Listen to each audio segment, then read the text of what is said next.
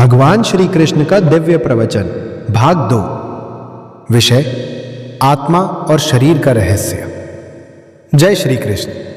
हे प्रिय आत्माओं, पिछले प्रवचन में हमने मनुष्य जीवन के वास्तविक उद्देश्य को समझने का प्रयास किया था।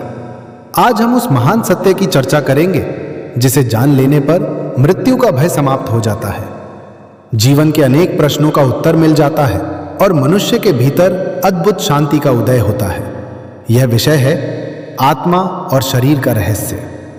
हे मनुष्यों, जब कोई व्यक्ति जन्म लेता है तब घर में उत्सव मनाया जाता है।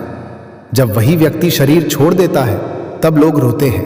परंतु क्या कभी तुमने विचार किया है कि वास्तव में जन्म किसका हुआ और मृत्यु किसकी हुई? जिस शरीर को तुम जन्म कहते हो वो तो पहले भी प्रकृति में उपस्थित था, और जिसे मृत्यु कहते हो वह शरीर भी पंच महाभूतों में ही विलीन हो जाता है। वास्तविक प्रश्न यह है कि वो कौन है जो शरीर के भीतर रहता है? वो कौन है जो आंखों से देखता है, कानों से सुनता है, मन से सोचता है और जीवन का अनुभव करता है? वह आत्मा है। आत्मा ही तुम्हारा वास्तविक स्वरूप है। यह शरीर केवल एक वस्त्र है, एक साधन है, एक वाहन है।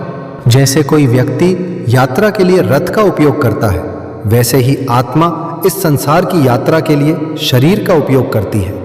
जब रथ पुराना हो जाता है तब यात्री नया रथ ले लेता है।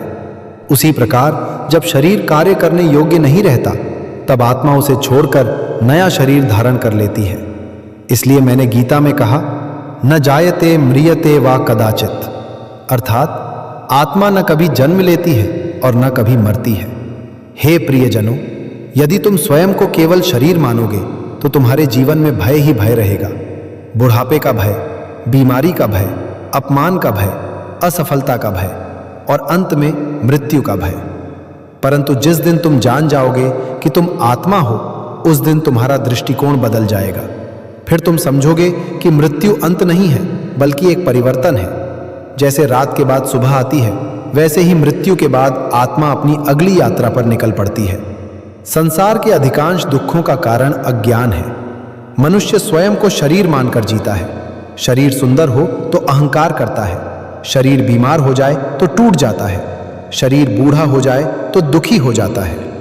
लेकिन आत्मा न बूढ़ी होती है, न बीमार होती है और न ही नष्ट होती है। आत्मा सदैव युवा है, सदैव शुद्ध है, सदैव चेतन है, सदैव आनंद स्वरूप है। हे मन